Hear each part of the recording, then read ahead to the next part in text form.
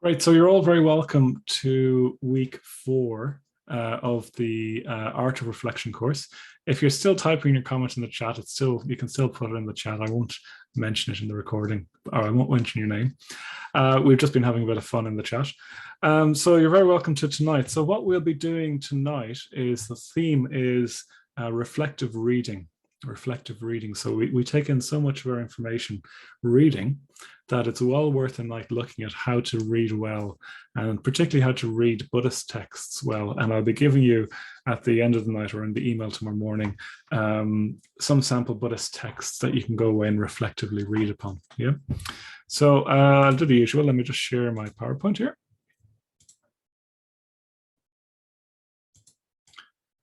Okay, so tonight what we'll begin with is we'll begin with a short body scan in a few moments, and then we'll do a recap of last week, reminding us of what we looked at last week, and then we'll go into the groups as well to talk about how we got on with the home practice last week and how we got on with reflection. Then we're going to look at reading reflectively and reading slowly. Pointers for that. And we're going to look at reading Buddhist texts as well. And what we need to do then to prepare our mind for reading a Buddhist text. So Buddhist texts you read differently to other texts. They're not novels or literature as such. You read them in a different way, and part that is preparing your mind as well. And we'll look at reading into Buddhist texts a bit more. And we'll even look at, well, you might want to live with a text this week. Really make it part of entry into the world, you could say, and live with one of the texts or some of the texts that we'll give out. And as always, we'll look at the home practice and see if there's any questions. Yeah. So before we do all that, why don't we just do a short body scan or a short meditation to arrive rather. So if you want to make yourself comfortable.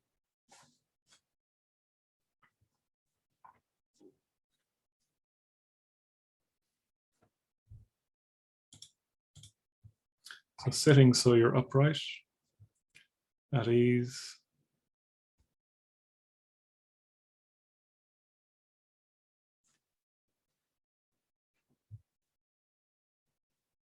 Taking in a sense of the surroundings and the sounds we can hear. You might want to close your eyes.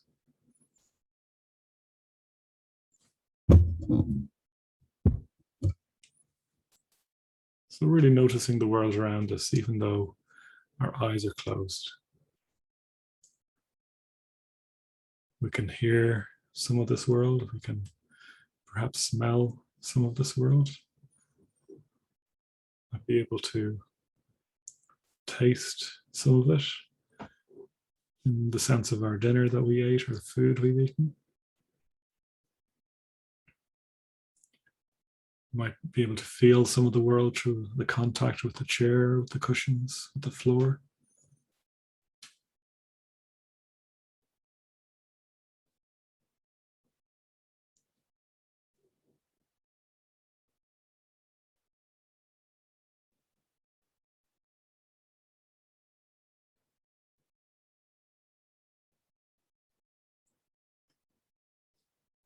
And now we can become aware of ourselves within this world, turning inward a little more, turning towards our own experience of a body, of our body.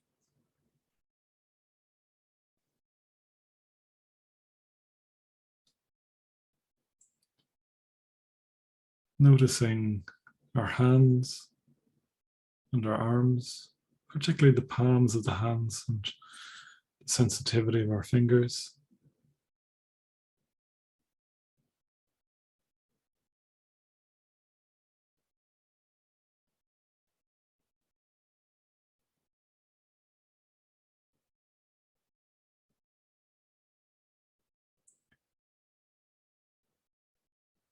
Becoming aware of the shape of the legs and the feet.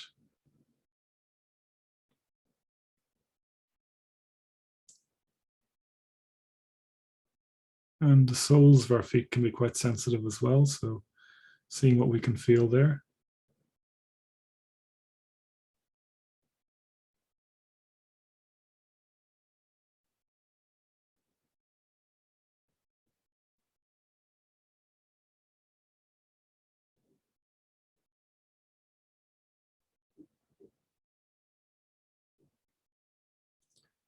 Feeling the sitting bones and the pelvis and the hips and the groin.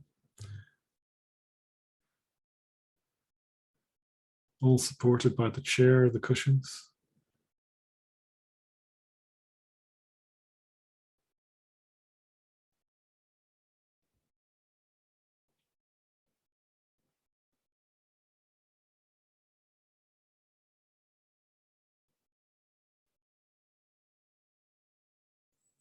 Becoming aware of our face, and jaw, and throat, and neck.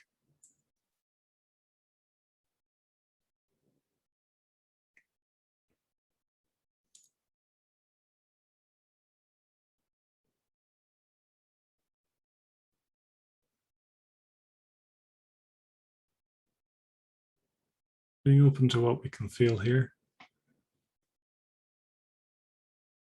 to sensations and energy and other textures.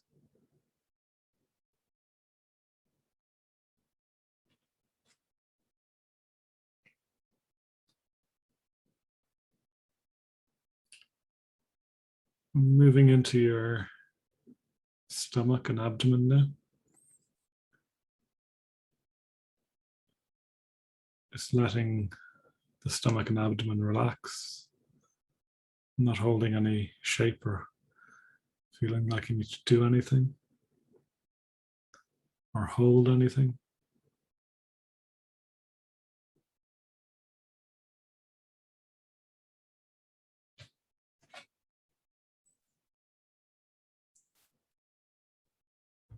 And finally resting in your rib cage, in your heart, in your chest. And noticing the rise and fall of the rib cage as we breathe in and as we breathe out.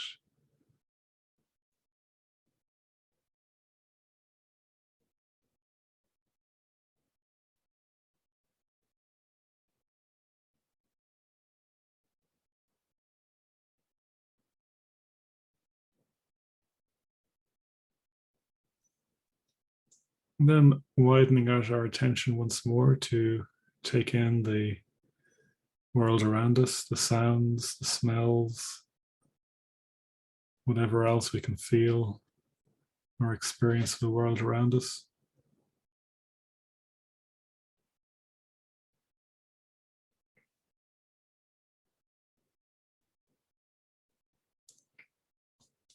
And when you're ready, starting to reintroduce movement, wiggling fingers and toes, and coming out of the short meditation in whatever way works for you.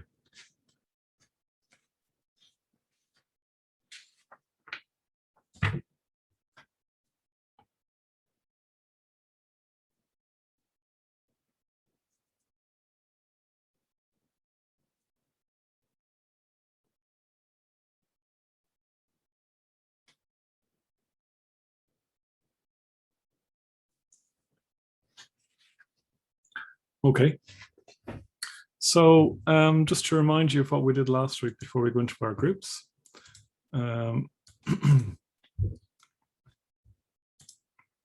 So last week we looked at being able to dwell upon a topic. So you pick a topic to reflect upon and you could reflect upon it. And I suggested a few different ways of doing this. So talking to yourself as a reflection. So you're having a discussion, a debate. You could start asking yourself questions like why, what does that mean? Why is that important? Or you could take two sides in the debate and have a debate with yourself, or you could do it in whatever way works for you. I talked about reflective writing. So we were just chatting on the team meeting beforehand, and one person was saying they were journaling again and how interesting that had been for them this week. So maybe you did something similar. I was talking about reflecting with your legs. So this is where you're walking back and forward, a bit like a walking meditation really, but you're reflecting as you walk. And walking can be a good way to reflect, I think. and also reflecting with other people. I mentioned last week about insight dialogue, but that's a kind of a method that people use to go deeper into their experience, but just even talking things out with people as well as a reflection.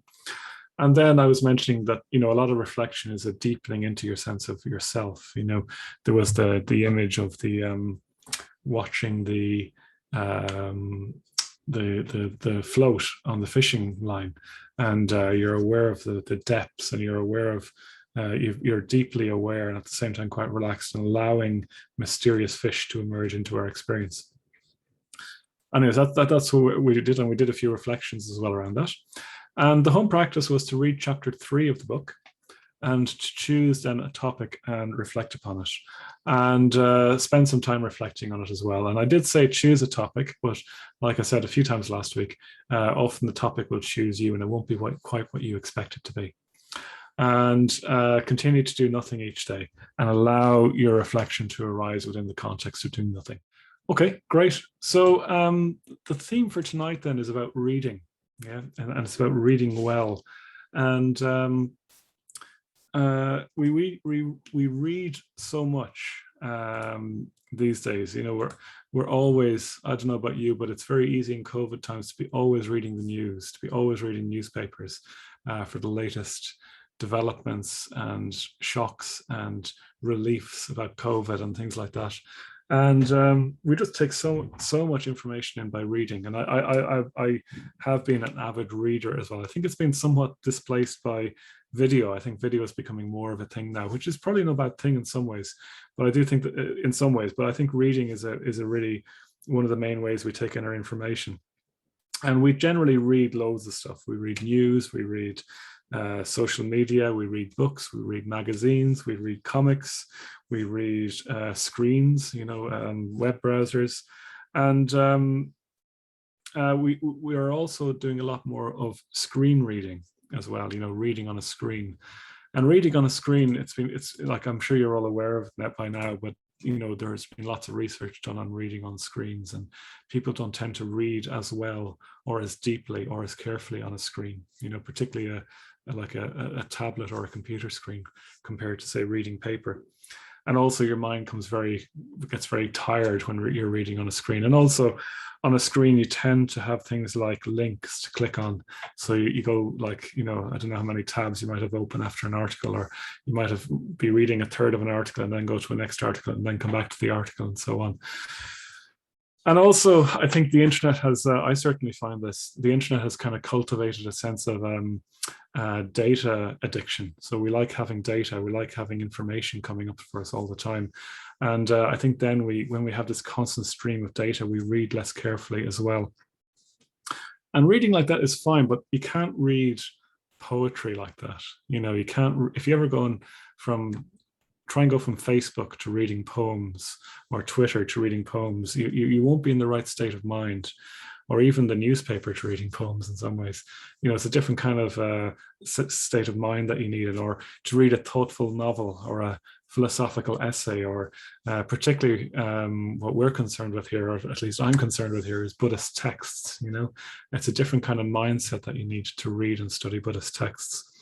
So we need to learn to read again, or maybe relearn to read in a different kind of way, which is patient and quiet, with careful consideration, where you might even just read half a page and dwell upon that half a page for an hour. I say this slightly guiltily because I'm asking you to read the chapter every week, and there's a good bit of stuff in those chapters. So but maybe just to say that, we were just talking in our group there, it's more important that you reflect than you get the chapter read. You know what I mean? So do the reflection if it comes down to it.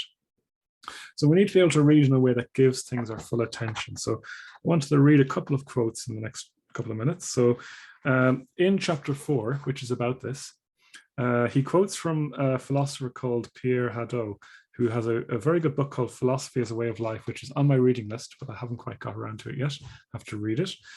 So he says, "We have forgotten how to read, how to pause, liberate ourselves from our worries, return into ourselves, and leave aside our search for subtlety and originality in order to meditate calmly, ruminate, and let the text speak to us. This too is a spiritual exercise, and one of the most difficult. So we need to be able to meditate calmly with a text, allow it to ruminate in a good sense of the word rumination. But maybe most importantly, we need to let the text speak to us. So we're setting up the conditions where we want the text to speak to us rather than for us to get our head around the text. Yeah, in a way, that's the whole night, really. It's about how to let texts speak to us. Yeah. And that's quite different to our usual way of reading. If you're reading the newspaper or you're reading whatever, something a bit more titillating. And the big thing is that we need to read slowly. And we're strongly conditioned to read as fast as we can, I think, or at least it's kind of valued in society to read as fast as we can. I don't know if you've seen this, but a lot of the time nowadays on articles, on blogs and stuff, you get the reading time, just so you know how much time you're expected to read of that article. And apparently the fastest speed reader in the world, at least the last time I checked, which is a couple of years ago, can read 25,000 words per minute with perfect recall. Yeah.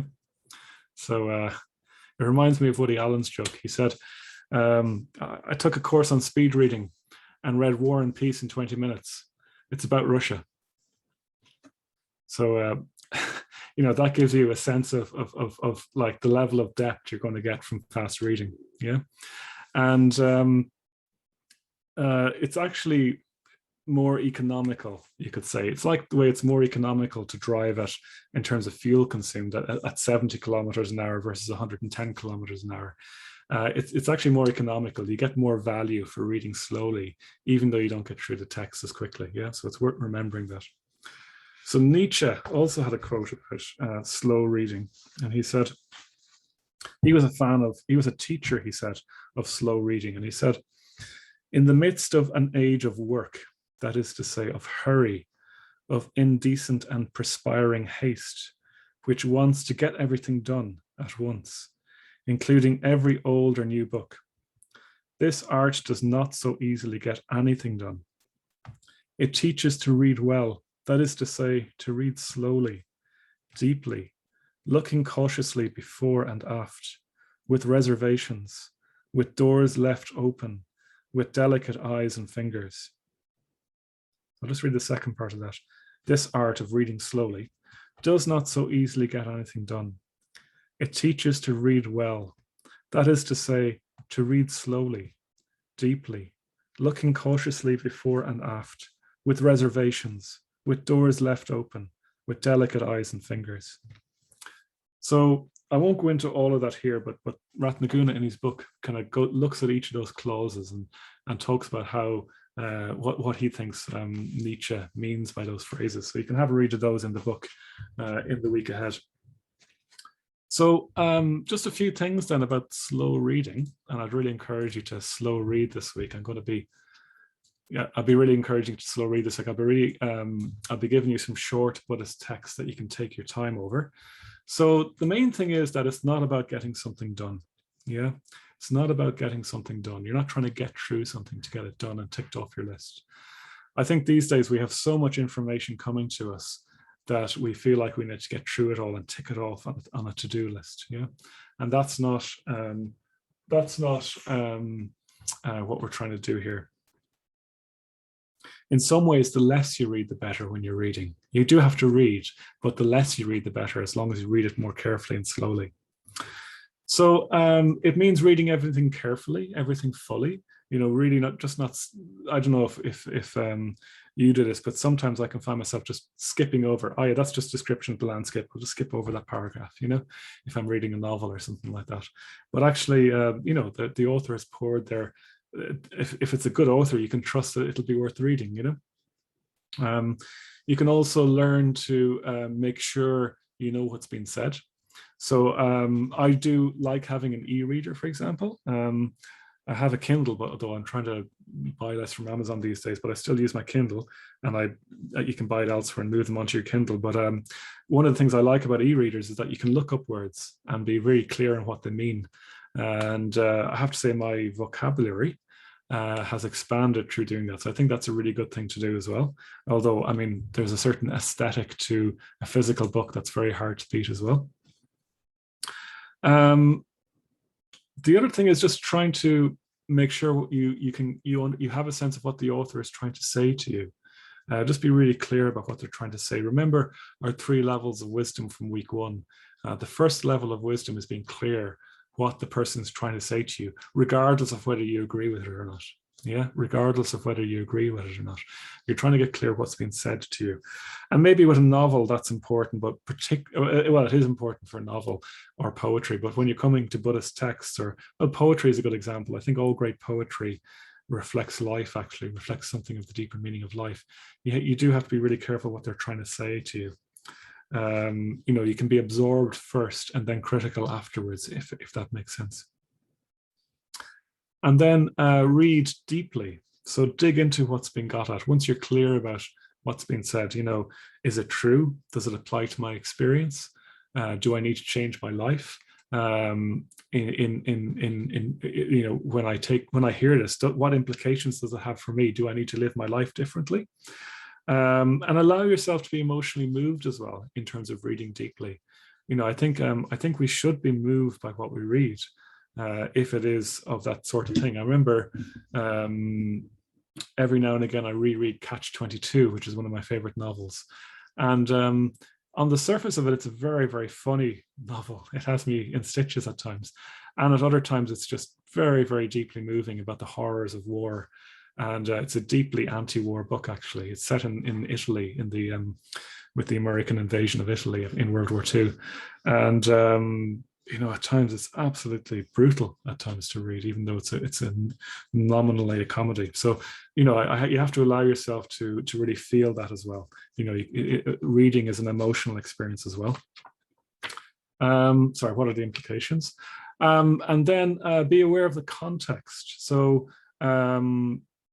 it's hard to explain this, but the context really is that it's your life. So, when you read a poem and it's talking about death or something, or it's talking about past impermanence, or it's talking about love, or it's talking about the nature of reality, or it's talking about the mystery of human communication, or whatever it is, really it's about you and your life and your world. That's the context. It's not something abstract in some other person's life. It's about you. You apply it to your situation. And then lastly, just be open. That should say and empathetic. So be open and empathetic. So be empathetic to my spelling mistake there, to the text and to the writer. Basically, what we need to be able to do is kind of give the author the benefit of the doubt. Like when you're reading Buddhist texts, for example, I find it's really good to remind myself that the Buddha is enlightened. He has something that's really beyond me. And I don't just know this. Yeah, I know this. That's usually my response. And then I don't take it seriously. But be really open and empathetic to the writer, that they know more than what we think they know. Yeah. But also be able to open to ambiguities. Ratnaguna talks about this thing from Keats called negative capability. And the poet Keats. And what Keats meant by that was being able to dwell with uncertainties without any kind of closing things down to certainty too quickly. Yeah. So when we read, we need to be able to be open to uncertainties, and even perhaps times when we're a bit shaken by what we read. We need to be able to stay open to emotional wobbles and uncertainties and tremors, without trying to close them down really quickly into something that's safe and knowable. Yeah. And remain a bit uncomfortable. Yeah. So that's what that one is. And again, just like I say, there's just going to be more nuance there in the text than we think. So there's going to be more nuance than we think in the text. So do remain open to that. Yeah.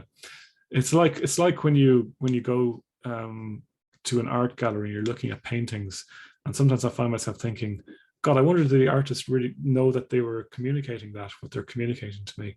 And you have to assume that the artist always does, that the artist is trying to show you a bigger picture of reality. In a sense, you could say that's quite a pure definition of art, that the artist is trying to communicate to you something of the deeper nature of life. Yeah. So be open to that and open to nuance.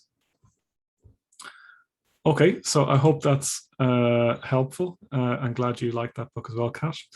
So I'll say a little bit more and then we'll do some reflection. And if you have any questions, of course, you can put them in the chat. So just to say about Buddhist texts then. So Buddhist texts, as I've said, are a little bit different to your Mills and Boon or your science fiction saga or your Game of Thrones or whatever you're reading, and I say that as a science fiction and Game of Thrones fan as well. I like reading those, but they're different texts, yeah, and they're written. Actually, a lot of Buddhist texts weren't written down. They're actually communicated orally. They were handed down, so to speak, mouth to ear, and they were spoken for several hundred years after the Buddha died. And it's only about 500 years or so after the Buddha died that they began to be written down. And interestingly, the oral tradition is much more accurate than the written tradition generally. When you have an oral tradition, it's very hard to change the meaning and edit things. It's only when it gets written down that it tends to get more changed. So that maybe that's a bit of blasphemy against our sense of, how writing is the ultimate good. Oral traditions are more accurate. But anyways, that's a little bit of an aside. So Buddhist texts, when you read them, they're written with a singular aim of helping you become free, of helping you become liberated, of helping you become enlightened. That's what they're for, yeah? And helping you become more kind, more aware, more wise, more generous, and so on. They're trying to move you in the direction of liberation and of enlightenment. And they're not, there's loads of early texts that you can read. I'm going to give you a few of them from what's called the Pali Canon. So the Pali Canon is the earliest kind of strata, the earliest collection of Buddhist texts that we have still in existence. And they're written they're called the Pali Canon. The canon is a body of books or teachings. And Pali is the language which is closest to what the Buddha would have spoken. We don't really have what the Buddha did speak, well, his native tongue at least. But Pali is pretty close to that. And we'll be looking at some of those. In fact, we're going to do some reflection on some verses from the Pali Canon in a few minutes, from the Dhammapada.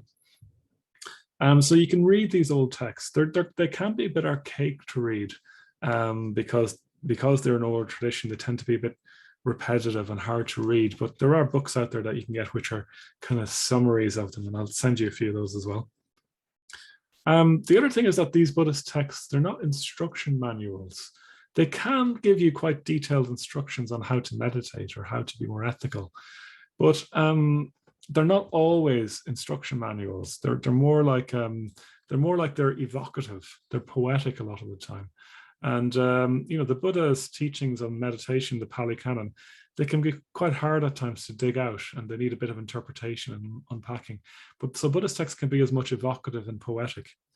At other times, they can even be contradictory and confusing.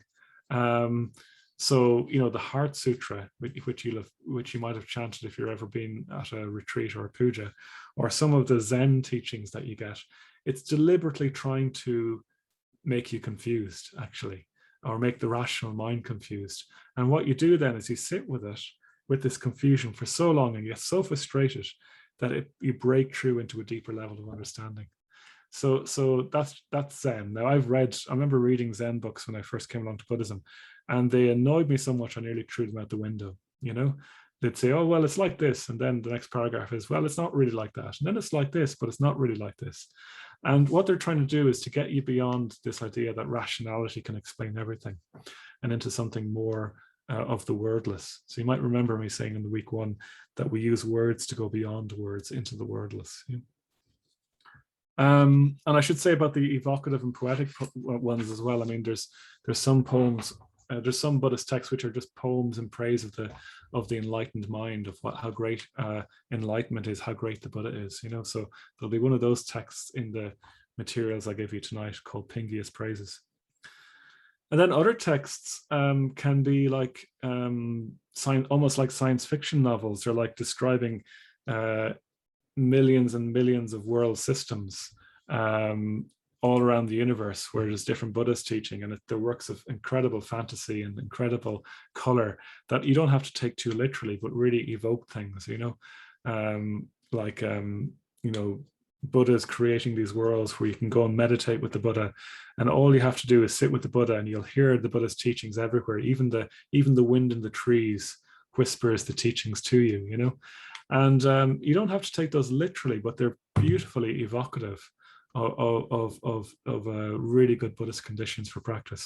So there's all these different texts, and they're best read aloud as well. So I think I've said enough for now. So what we'll do now is we'll just hear a Buddhist text. I'm going to read the opening verses of the Dhammapada, the Dhammapada is a very old text called the Path to the Truth, you could say, the Path of Awakening, the Path to the Truth. And I'm going to read these verses out 3 times, and I'll just read them very slowly. It's only like, 6 verses. And I forgot to open them up, so let me just open them up here. And what you can do is you can just get into, you can close your eyes if you want, or you can keep them open. Again, whatever works best for you for reflection. And just let them wash over you. You don't actually have to do much with them. You can just let them kind of be in your being and see if they spark anything off. Really, you just have to, what was the word I used? Allow them to speak to you. Don't feel like you have to do anything with them. Just allow them to speak to you.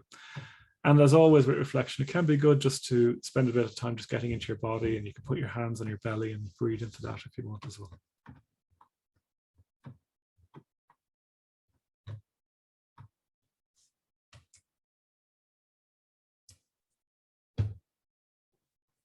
So I'll read these 6 verses 3 times, and then we'll go into a tea break. Take about 10 minutes.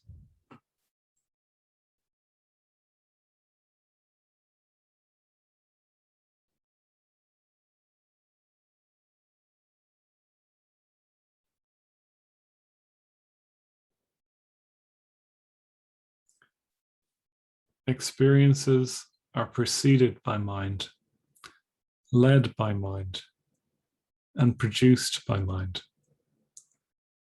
If one speaks or acts with an impure mind, suffering follows, even as the cartwheel follows the hoof of the ox drawing the cart. Experiences are preceded by mind, led by mind, and produced by mind. If one speaks or acts with a pure mind, happiness follows, like a shadow that never departs. Those who entertain such thoughts as, he abused me, he beat me, he conquered me, he robbed me, will not still their hatred. Those who do not entertain such thoughts as, he abused me, he beat me, he conquered me, he robbed me, will still their hatred. Not by hatred are hatreds ever pacified here in the world. They are pacified by love. This is the eternal law. Others do not realize that we are all heading for death. Those who do realize it will compose their quarrels.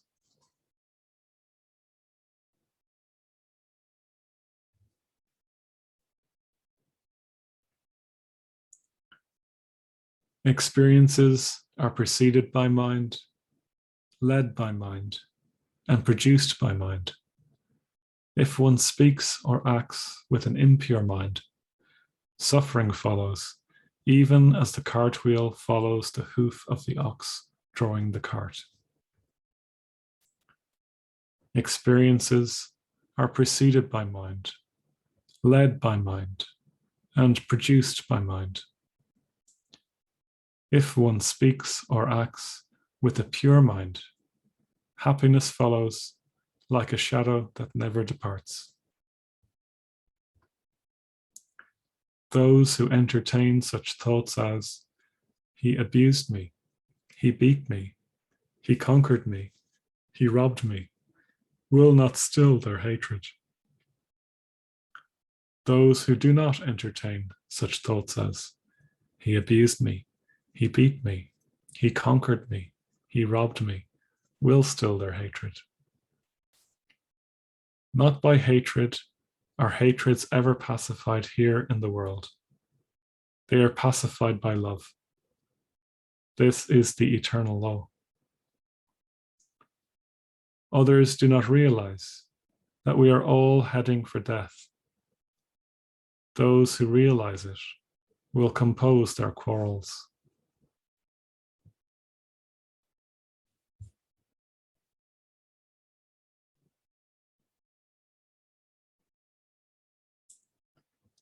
Experiences are preceded by mind, led by mind, and produced by mind. If one speaks or acts with an impure mind, suffering follows, even as the cartwheel follows the hoof of the ox drawing the cart. Experiences are preceded by mind, led by mind, and produced by mind.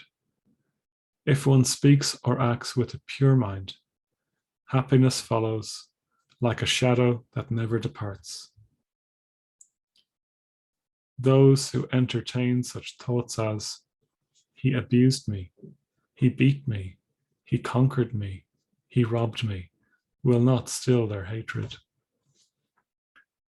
Those who do not entertain such thoughts as, he abused me, he beat me, he conquered me, he robbed me, will still their hatred. Not by hatred are hatreds ever pacified here in the world. They are pacified by love. This is the eternal law. Others do not realize that we are all heading for death. Those who do realize it will compose their quarrels.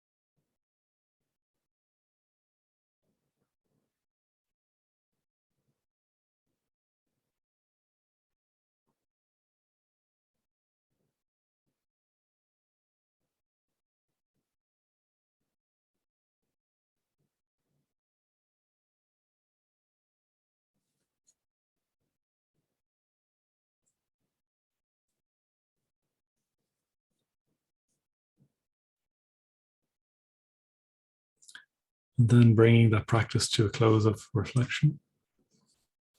And maybe just taking a moment to see how you feel, having heard that, checking in with how you feel now after that reflection, or any questions you might have.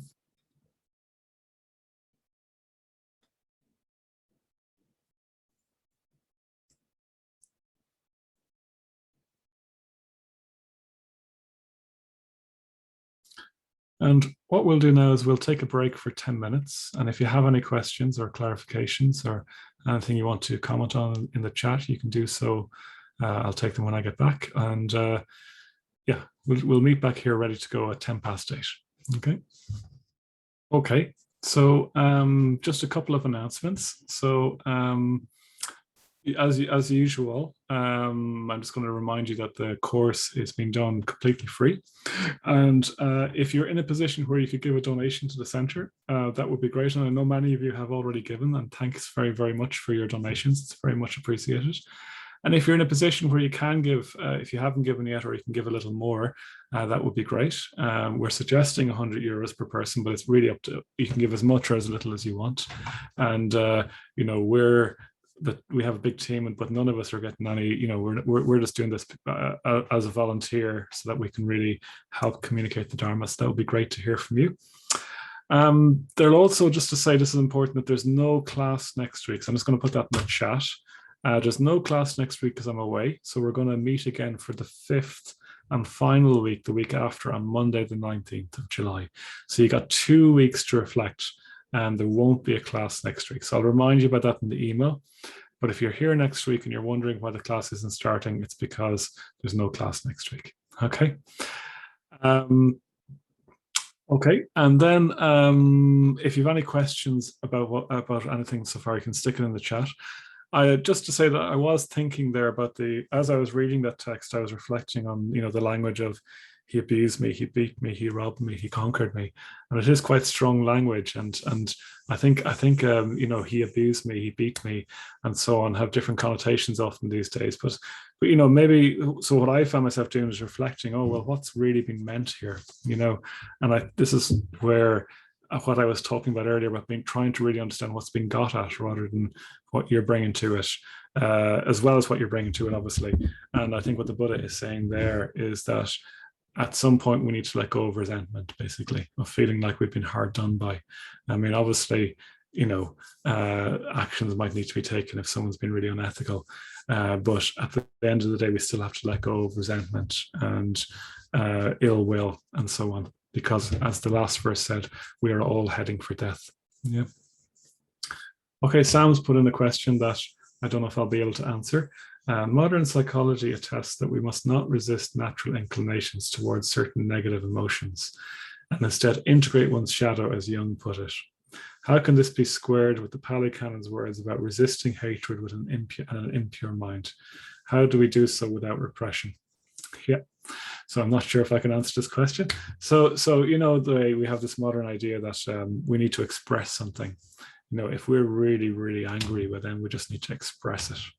And, you know, I don't know what the clear-cut answer to this is. I guess maybe so on the one hand, we want to have a really pure consciousness and a pure mind. And on the other hand, we don't want to repress things. But maybe the Dharma doorway here is, you know, the way that unifies them both is appropriateness or something like that, you know, finding appropriate channels if we do need them to express our energies so that they're not repressed. Yeah. And yeah, just finding like if we're really angry with someone, maybe the answer, you know, this sense of modern expressionism is not to, or expressing oneself is not to go and then shout at the person, but have a talk to someone else who can help you contain it and kind of get that energy, not block that energy, but get it going in a way that maybe you do need to go over the line a bit in terms of your being skillful or unskillful, but at least that person can hold it and help you come back to a pure mind again, you know? So maybe it's appropriateness would be the Dharma doorway there, the kind of way beyond them. That's just off the top of my head. I'm not sure what you meant, Kira. Do you want to unmute and say a little more? I'm just wondering if we look at anger as a secondary emotion, and a way to integrate is to get beneath the secondary emotion and to be mindfulness and receptive to the original. Yeah, so a lot of anger. So we talk about anger being a secondary emotion, and in the sense that it's usually a covering emotion. It's usually covering a sense of hurt or being let down or being betrayed or being made feel insecure or whatever it is. And okay, we'll need to work with that anger, but we'll also need to, at some level, get underneath it. And I think this is what the Buddha is saying is, you know, you will not still your hatred while you're holding on to a story about how you've been wronged, you know? And then using the body to get rid of unskillful emotions. Yeah, I mean, I'm not sure if this is what you mean, Valerie, but I remember a friend of mine, Satyaraja, who's a very experienced order member. When he first came along, he was a very angry young man. and they put him on the Buddhist labor team. It was a Buddhist business where they used to go and do building work, and they gave him a sledgehammer, and he used to just break down walls all day, and it helped him work out his anger. And so maybe you need to go and maybe not hit someone, but hit something, for a while, or get into your body, or do yoga, or whatever it is, or go for a run sometimes. You know what I mean? Sometimes on my retreats, everything just gets too much, and I just need to go and really walk it off. You know what I mean? I'm not sure if that's what you meant, Valerie, but you can let us know if it was something else as well. I'm sure there's more to it than that, but yeah, everything's in the body. Okay, so anyways,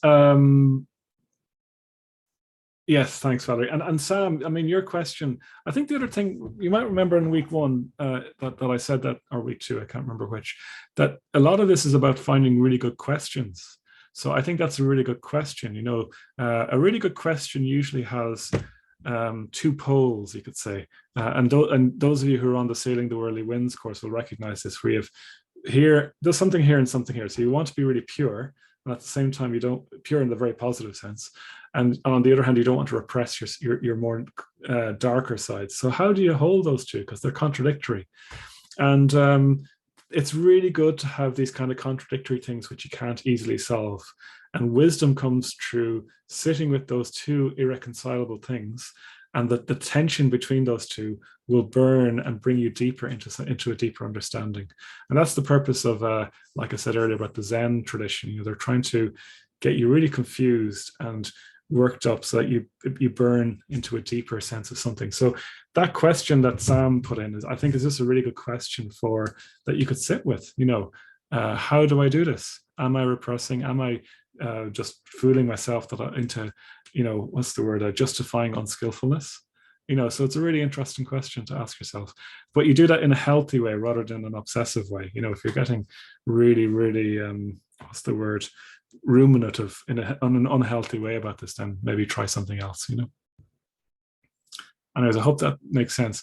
And the Buddhist teacher Sangharakshita, who founded our community, he says that problems like these are to be welcomed. And if you've no problems, you've no spiritual life.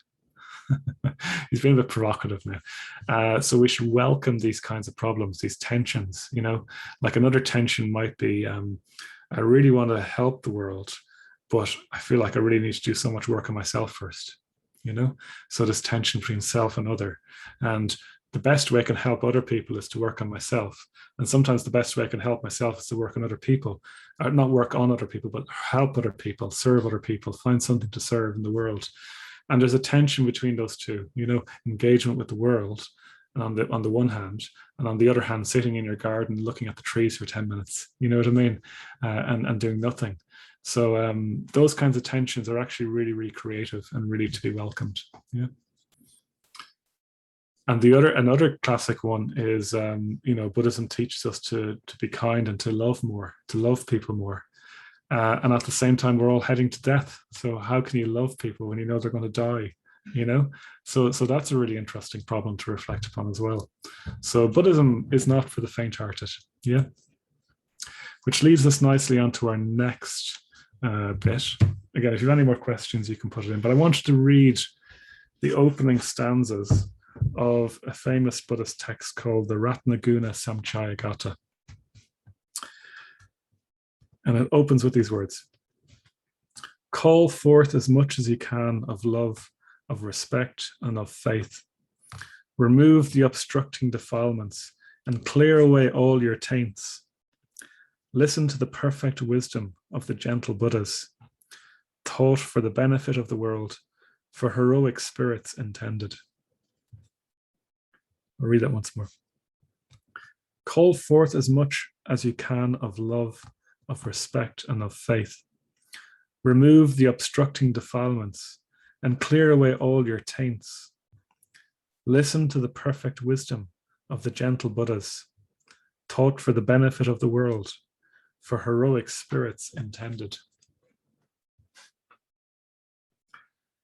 Okay, so I really like that opening. It's quite dramatic. And it's with a lot of Buddhist texts, the opening verses kind of prepare you. They tell you about the state of mind you need to continue studying that text, So it's saying a few things there. You could paraphrase it a little differently. Let me show you what the paraphrase is of the first line. So this is a paraphrase of the first line. Call forth as much as you can of love, of respect, of good humor. Yeah. So love is obviously about entering into really positive states of mind. You need a love for the truth, a love for learning. You need to be, if you're really depressed or really unhappy with yourself, it's very hard to study a Buddhist text well. You'll just go, oh, that's rubbish, or oh, I can't do that. So you need positivity. You need respect. And here, respect is the word from it's Gaurava, which means in a way you need to take it seriously. You need to, this is something really kind of significant. You need to have a sense of significance here. So when you hear those verses about how experiences are preceded by mind, led by mind, produced by mind, or we are all heading for death, those who know this will compose their quarrels. You need to take, it's kind of taking that seriously, respecting that the Buddha is teaching you something really significant. And the last word then, which I read earlier as faith, it's prasada. And it's probably better translated as clearness, brightness, serenity, good humor. So I think good humor, kind of, a sense of even maybe playfulness at times. So we need to, but I think what this word prasada, I think faith is not a bad word in some ways, because it's not blind faith. So it's not blind faith that we're saying. So it's more of a sense of that there is something to be learned here, a kind of a sense of a confidence that there is something to be learned here. Faith in Buddhism really kind of boils down to the fact that it is possible to live in a more wise and positive state than you're in right now. That's what faith really boils down to. A better state of mind, a better state of heart, a better state of being is possible. That's what faith really boils down to. Yeah. And ultimately, you have faith that there is a state of complete freedom possible. Just as you can become more free through practicing meditation and Buddhism, there's a state of complete freedom possible. Yeah. So we need a kind of an openness, you could say, as well, and a kind of a balance of we don't need to agree with everything. So we can disagree with things. We're not asking for blind faith, but maybe just noting where you disagree with, and maybe keeping it on file and checking in with it again some other time, because you might change your mind actually, and just being really clear what you're disagreeing with. Yeah. So you need a balance of being free to think for yourself, but also respecting the text. Yeah, respecting the text. Okay, and the other thing then is when you're reading Buddhist texts is that I'm not going to show a slide for this, but you can have different translations of texts as well. So I'm going to read again the opening lines, and we're kind of at the mercy of translators, I'm afraid, unless you want to go and do a Pali studies degree for 4 years and translate these texts yourself, which I certainly can't do. But there's different translations, and it's worth just, it's always worth when you're reading these things to get a different translation. I just want to highlight, I've included a couple of translations in the text I'll give you later, but the two opening lines, I'm going to read 3 different versions of them, and you can see how they each communicate something. Experiences are preceded by mind, led by mind, and produced by mind. If one speaks or acts with an impure mind, suffering follows even as the cartwheel follows the hoof of the ox drawing the cart. Experiences are preceded by mind, led by mind, and produced by mind. If one speaks or acts with a pure mind, happiness follows like a shadow that never departs. And then the second translation. We are what we think. All that we are arises with our thoughts. With our thoughts, we make the world. Speak or act with an impure mind, and trouble will follow you, as the wheel follows the ox that draws the cart. We are what we think. All that we are arises with our thoughts. With our thoughts, we make the world. Speak or act with a pure mind, and happiness will follow you, as your shadow, unshakable. And then the third translation. Phenomena are preceded by the heart, ruled by the heart, made of the heart. If you speak or act with a corrupted heart, then suffering follows you, as the wheel of the cart, the track of the ox that pulls it. Phenomena are preceded by the heart, ruled by the heart, and made of the heart. If you speak or act with a calm, bright heart, then happiness follows you, like a shadow that never leaves. So I think it's really interesting to read different translations, you know, and I think each of those translations are quite beautiful and have their own advantages and disadvantages. Page 94, sorry. So they're in the book, so you can read those again this week if you want. And, you know, I think the first one, I like the way that it talks about mind, because the second one talks about thoughts, but it's not just thoughts we're talking about. And the third one talks about heart, but it's not just heart we're talking about. So, you know, they all have their own advantages, but I like, you know, in the second one, all that we are arises with our thoughts. You know, our thoughts create our world. So, you know, some of it's more accessible in different translations. So I just find that quite interesting.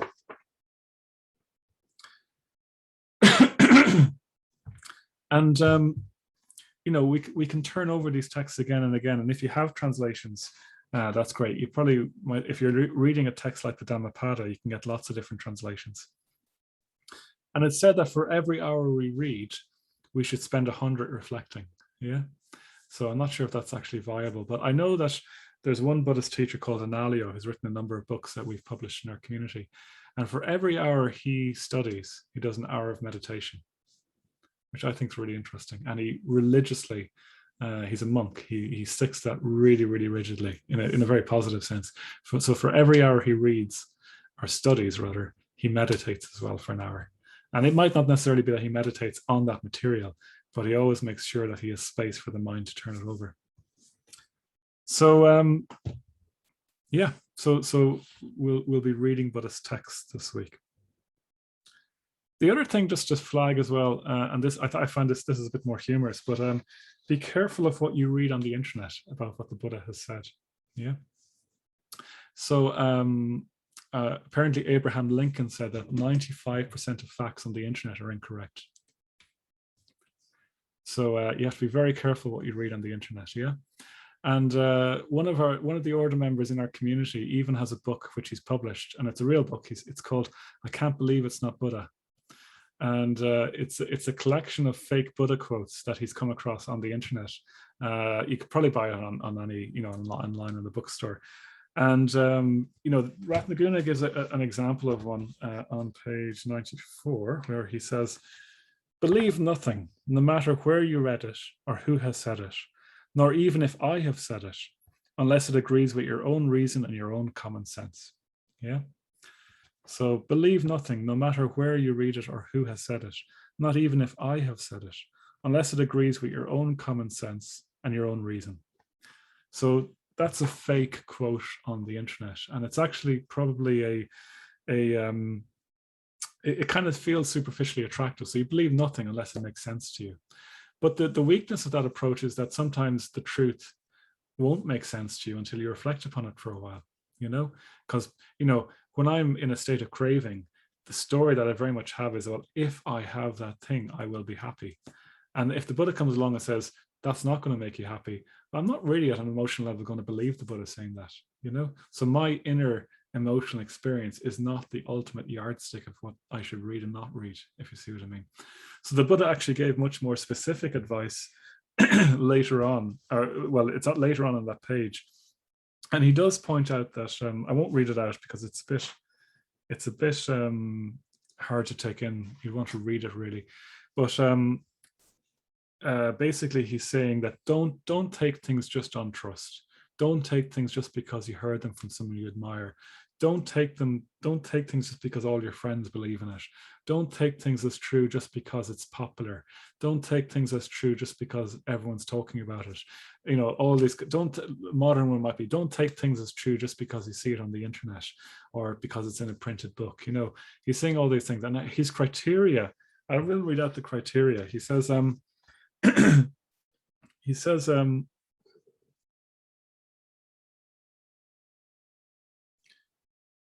well, actually, I'll summarize it slightly. What he says is basically, does it lead to you becoming more free? And does it agree with what the wise say? Yeah, does it lead to you becoming more free? And does it agree with what the wise say? And so, you know, that raises the question, well, then who are the wise then, you know? But and that's a whole other interesting question. But it's maybe I'll just read it out anyway. Actually, it'd be good to read it out. He says, do not go upon what has been acquired by repeated hearing, nor upon tradition, nor upon rumor, nor upon what is in a scripture, nor upon surmise, nor upon an axiom, nor upon specious reasoning, nor upon a bias towards a notion that has been pondered over, nor upon another's seeming ability, nor upon the consideration, this monk is my teacher. When you know yourself, these things are bad, these things are blamable, these things are censured by the wise, undertaken and observed, these things lead to harm and ill, abandon them.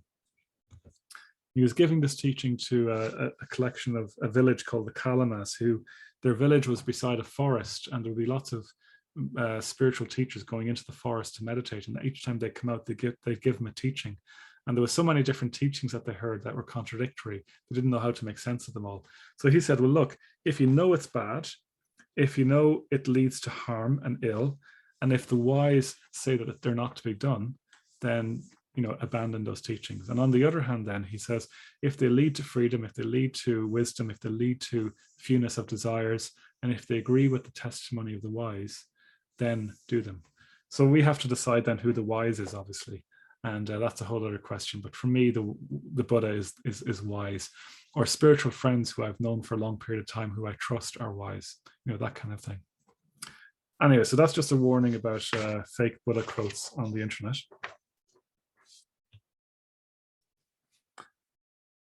And often we leave out bits that we don't like because they're not really convenient, you know, they're not really convenient. Yeah. Anyways, the last thing I'll say then is that we should try and take a text and we should try and live with it. So you might, if those verses that I read out about experiences are preceded by mind, led by mind, produced by mind, it would be no bad thing this week just to really live with that and really stay with that, and just really kind of let those permeate yourself.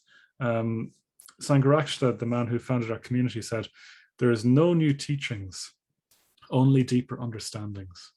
There's no new teachings, only deeper understandings. So we don't actually need that much to gain enlightenment. Yeah. We like, all you need to gain enlightenment really is to realize that all things change, and that you can't, you know, all things arise and pass away. That's all you need for enlightenment. If you just saw that deeply enough, you would gain enlightenment. So there's no new teachings, only deeper understanding. So you turn it over and over again and go deeper and deeper again. Yeah. Okay, so what we'll do now is one more reflection, or even maybe reflection is too strong a word, but we'll sit for a couple of minutes and just tune in with ourselves. And then I'll read out one final reading, and I'll be sending this out to you. And it's the story of Kissa Gotami, who is a follower of the Buddha. Well, she knows the Buddha, and her child has died, and she goes to the Buddha for her teaching. So why don't you get yourself comfortable again and do it. You can have your eyes open or closed, whatever's easiest for you, whatever's best for your reflection.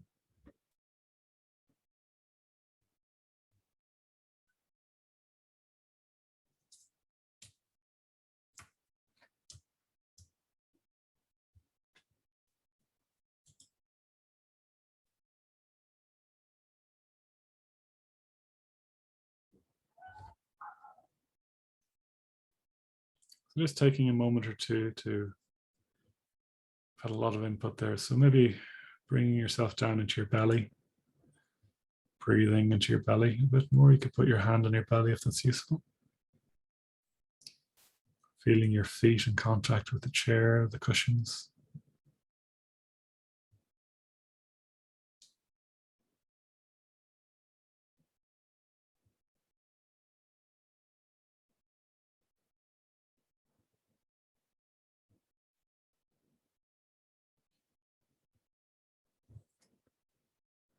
Feeling each in-breath, and with each out-breath, just letting go a bit more into our posture. We don't have to do anything else but that for now.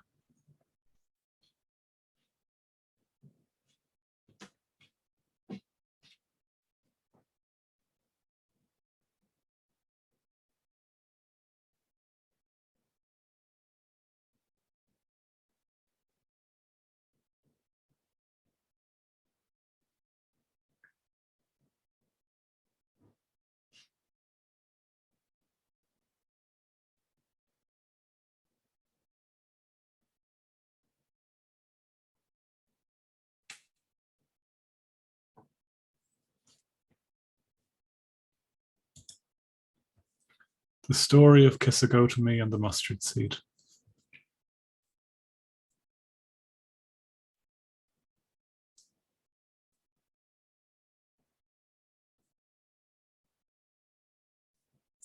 Kisagotami was a newly married woman, and she lost soon after his birth her only child. And as parents naturally tend to be, she was very, very much attached to the child. She couldn't believe that the child was dead. She didn't want to believe that the child was dead. And she took it in her arms from house to house, asking for medicine for her child to make it well. And she became almost crazed with grief.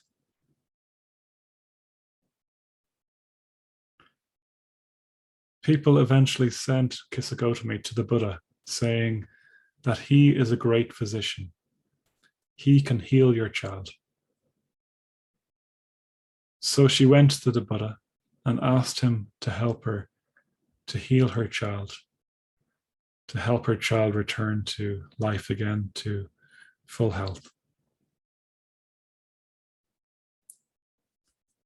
The Buddha didn't give her a long sermon. He knew that that would be useless. She was overwhelmed with grief. She couldn't listen to words of that sort. So he said, I will cure your child if you bring me a certain medicine. So very eagerly she said, of course. And he said, bring me just a few grains of mustard seed, but bring them from a house where nobody has died. So off she went, knocking on the door of house after house. And everywhere she went, they said, yes, we can give you a mustard seed. But when she asked, has anyone died in the house? They said, do not remind us of our grief. The dead are many, but the living are few. So from house to house she went, and at every door she knocked, at every house from which she sought the mustard seed, she learned the same lesson, that the dead are many, but the living are few. Death comes to all. Death takes away father or mother or brother or sister, and she wasn't the only one. She wasn't the only one who had been bereaved. So eventually she came back to the Buddha and she just sat quietly at his feet. And the Buddha said to her, where is your child? But she didn't have the child anymore. She'd left the child's body in the jungle. She didn't say anything for a long time. And then she said at last, give me a refuge. And the Buddha gave her the 3 traditional refuges, the Buddha, the Dharma, and the Sangha. And she became an ordained nun. And later in her life, she became enlightened like the Buddha.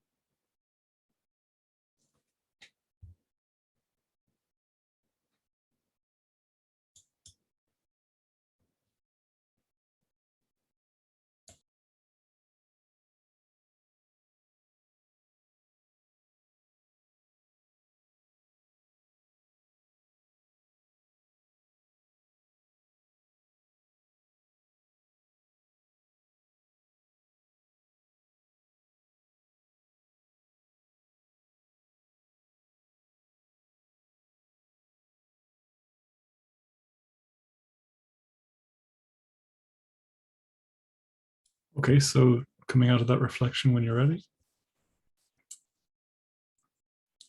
Okay, so what we'll do now is I'll just share the home practice with you, and then we'll go into groups, and we can, maybe it would be good in the groups to share our responses to any of the reflections tonight, or anything that struck you and anything you want to take away this week, and also just setting your intentions for the homework. So the home practice this week. Okay, so the home practice, read chapter 4 of the book. That's on all this material that we've looked at tonight. Dwell upon a Buddhist text. That's the main homework. So again, you might want to do nothing for a few minutes, or read it and then do nothing. Read it a couple of times carefully and slowly, and then just dwell on the text doing nothing. And I'm going to give you a few of them. I'll send them out in the email tomorrow morning. And or you might pick your own if you have your own Buddhist readings or your own favorite poems which have a lot of meaning for you, or something like that. And bear in mind all the the pointers that I was mentioning tonight about slow reading, and having a sense of respect and love and faith or confidence and so on, and all the pointers about reflective and slow reading. And then share how you're getting on Slack. And you might want to share if you have any texts you've come across that you're looking at, or poems. It'd be lovely to hear a few of those in Slack as well, if you want to share them then. And then finally, if you're in a position to give a donation, that would be great as well this week. So that's the home practice. So let me just share that in the chat, and then Stephen, we will go into we'll go into the groups then for 10 minutes. So I'll just share that now in the chat so you can see it. And I'll email all this to you tomorrow as well. Okay, whenever you're ready, Stephen. Okay, great. Thanks. Sorry, Dag, we were just finishing up there. Thank you for that. Okay, so that's all I have for tonight. So no class again next week. No class next week, and the final week we'll be reflecting on the Buddha and on reality. So that's what we'll be doing in the last week, in week 5. So we'll see you in 2 weeks' time with the same Zoom link, and I'll email you the text that I suggest you could reflect upon. I'll email you those tomorrow morning. Yeah. So best of luck, and if you have any questions, feel free to stay on and ask them, or put them in the chat, and we'll leave it there.